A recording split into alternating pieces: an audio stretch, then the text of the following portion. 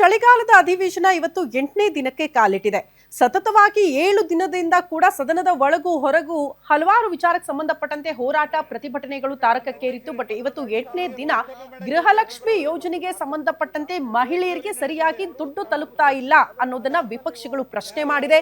ಅದಕ್ಕೆ ಸಮರ್ಪಕ ಉತ್ತರ ಸಿಗಬೇಕು. ಯಾರಿಂದ? ಸಚಿವೆ ಲಕ್ಷ್ಮಿ ಹೆಬ್ಬಾಳ್ಕರ್ ಅವರೇ ಅದಕ್ಕೆ ಉತ್ತರ ಕೊಡಬೇಕು.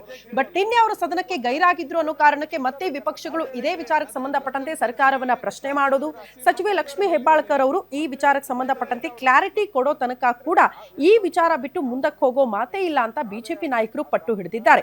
ಚರ್ಚೆ ಆಗಲೇಬೇಕು ಅಂತ ಪ್ರತಿಪಕ್ಷ ಬಿಜೆಪಿ ಪಟ್ಟು ಹಿಡಿದಿದ್ದು, ದ್ವೇಷ ಭಾಷಣ ವಿಧೇಯಕ ಅಂಗೀಕಾರವನ್ನ ಕೂಡ ವಿಪಕ್ಷಗಳು ಇದೇ ಹೊತ್ತಲ್ಲಿ ವಿರೋಧ ಮಾಡಲಿದೆ.